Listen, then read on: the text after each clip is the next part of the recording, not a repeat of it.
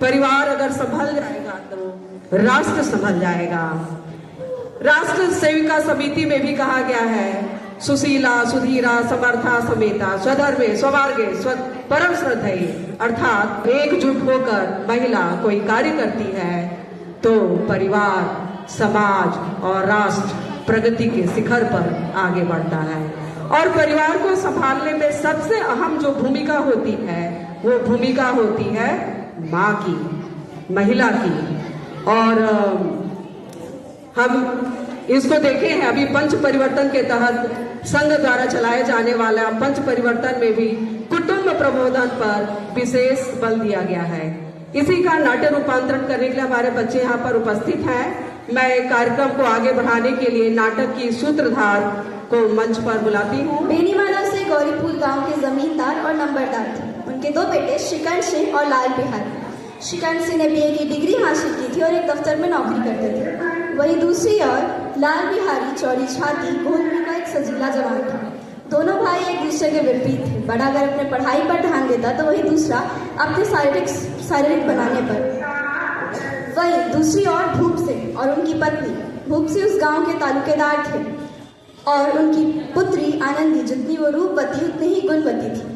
प्रथम दृश्य भूप सिंह और उनकी पत्नी के बेटी के विवाह को लेकर।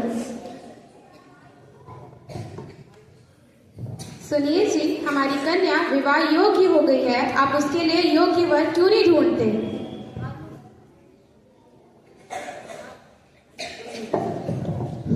हाँ, तुम सही बोलती हो। मैं कल ही बेनीमाधव सिंह जी के बड़े बेटे श्रीकांत सिंह से हमारी आनंदी के रिश्ते की बात करता हूँ। मैंने सुना है उन्होंने बीए की डिग्री प्राप्त की हुई है। दूसरा दृश्य भूप से बेनीमाधव सिंह अपनी बेटी आनंदी के लिए बेनीमाधव सिंह के बेटे श्रीकांत का हाथ।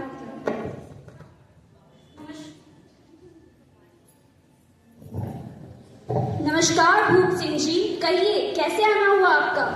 नमस्कार, मैं अपनी बेटी आनंदी का रिश्ता लेकर आपके श्रीकंठ के लिए आया हूँ। मुझे बहुत खुशी हुई कि आप अपनी बेटी का रिश्ता मेरे घर में लेके आए। मैं इस रिश्ते से मंजूर हूँ, मुझे मंजूर है। आपको बहुत बहुत मुबारक हो।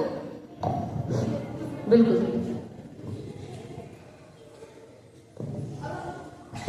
अब हम देखेंगे कैसे आनंदी घर में आकर पूरे घर को संभाल लेती है और पूरा घर खुशियों से भर जाता है।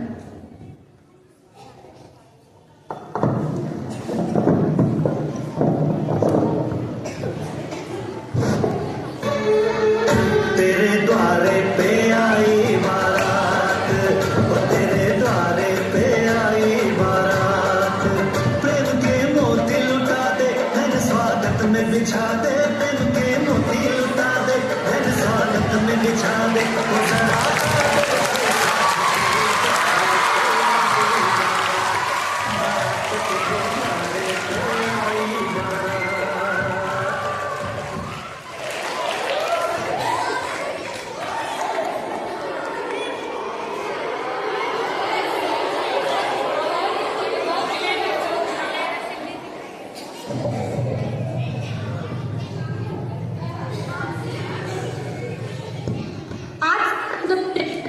भूप सिंह जी, आपको बहुत बहुत बधाई।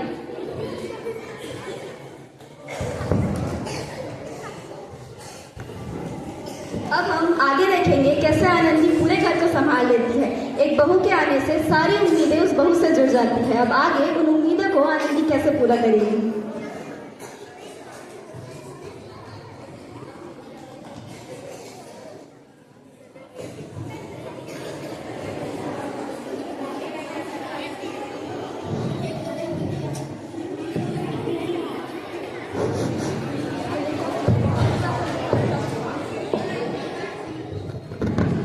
भाभी माँ, आपका हमारे घर में स्वागत है।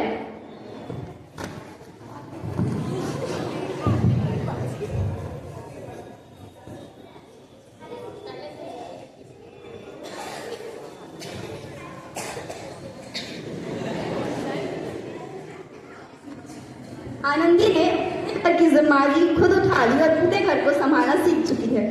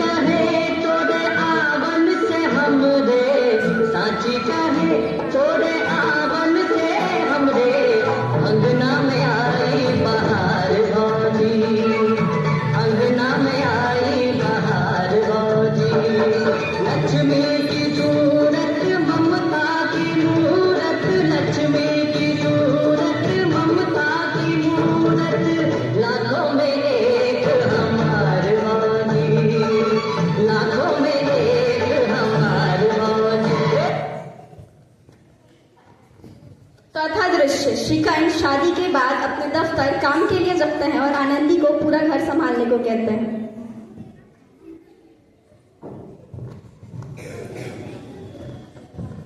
आनंदी, तुम कहाँ हो? आनंदी, अब मैं अपने दफ्तर बाहर हूँ। मेरे पीछे तुम पिताजी और छोटे भाई का ख्याल रखना भी। अब मैं अगले शनिवार को लौटूंगा।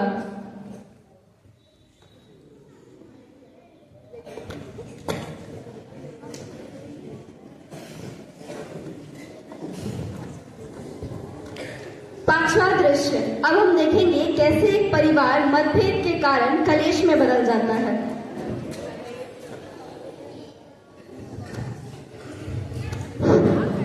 भाभी माँ, ये लो माँ, मेरे लिए जल्दी से पका दो, मुझे बहुत तेज भूख लगी।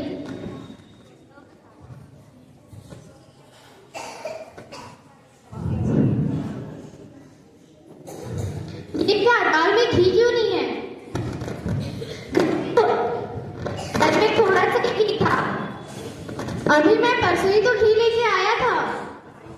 हाँ, पर घर भर में पाव भरी घी था। अब मैं कहाँ से लाऊं तुम्हारे लिए घी?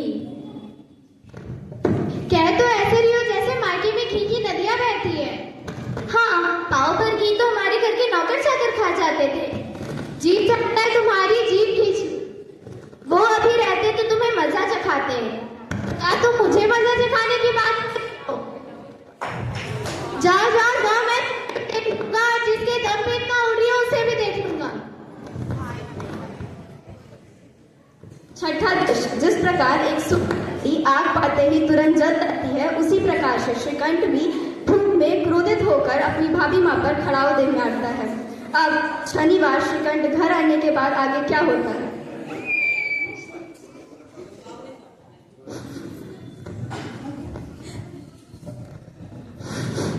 प्रणाम पिताजी।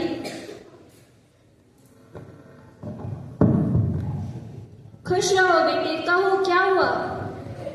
मैं ठीक हूँ, और बताइए घर में सब कैसा है?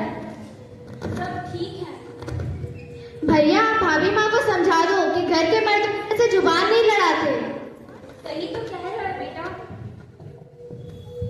सही तो कह रहा है बेटा। बहू और बेटियों को इस तरह घर के मर्दों से मुंह नहीं लड़ाना चाहिए। और हुआ क्या है, मुझे कुछ ये तुम जाकर के भाभी माँ से ही पूछो। अगर वो बड़े घर की बेटी है तो हम भी कोई कुर्मी कुमार नहीं है।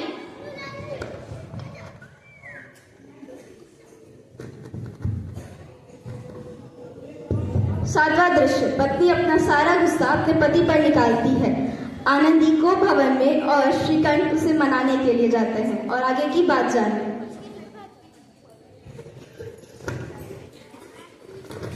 आनंदी, तुम यहाँ अकेले इतने गुस्से में क्यों बैठती हो? तुम मुझसे क्यों पूछ रहे हो? जिसने आग लगाई है उससे जाकर के क्यों नहीं पूछते? आखिर हुआ क्या है, कोई तो मुझे साफ साफ बताओ। पाव भर घी के कारण ने मुझ पे खड़ाऊ से मारा। क्या उसने ऐसा किया? क्यों? बस पाव भर घी के कारण। मैं अभी पिताजी से बात करती हूँ।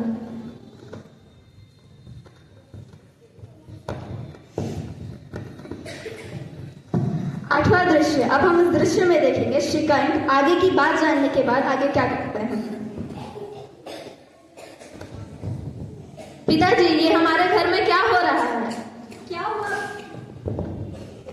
क्या हुआ बेटा, कहो तो सही, हुआ क्या है? आप तो ऐसे कह रहे हैं जैसे आपको कुछ पता ही ना हो। तुम एक बार बताओ तो सही, हुआ क्या है? मुझे समझ नहीं आ रहा तुम क्या कहना चाहते हो।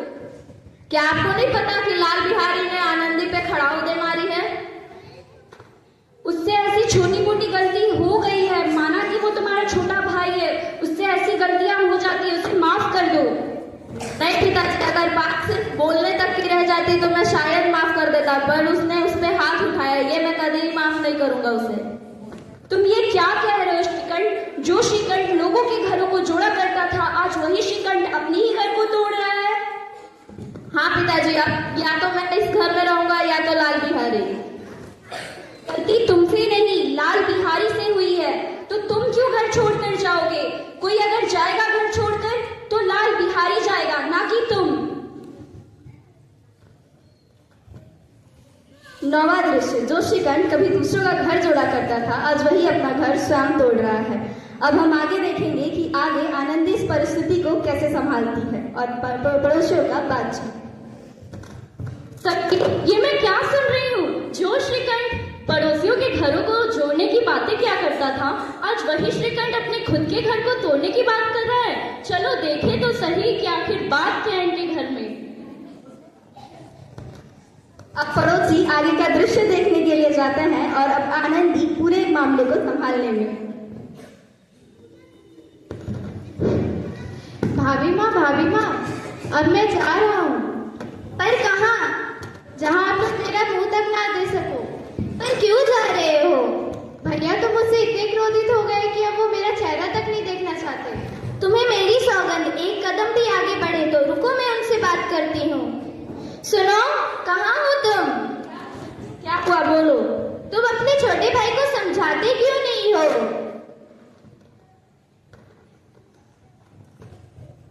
तुम जाकर के उन्हें समझाओ।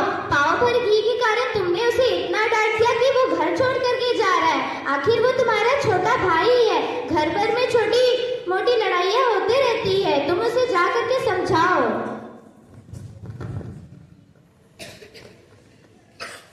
अरे तुम कहाँ जा रहे हो? भैया मैं आप लोग से बहुत दूर जा रहा हूँ। लेकिन इतनी सी छोटी बात पे तू घर छोड़ के जा रहा है? मत जा मेरे भाई। भैया आप मुझे 100 गालियाँ दे देना, मार देना, पर अपने से दूर करने की बात मुझसे कभी मना करना। नहीं मेरे भाई, अब से मैं तुम्हें कभी अपने आप से दूर नहीं करूंगा। आनंदी पूरे परिस्थिति को संभाल लेती है और पूरा परिवार फिर से मिलकर खुशियों से घुल मिल जाता है। और इसी पर पड़ोसियों का कहना था, बड़े घर की बेटी ऐसी ही होती है।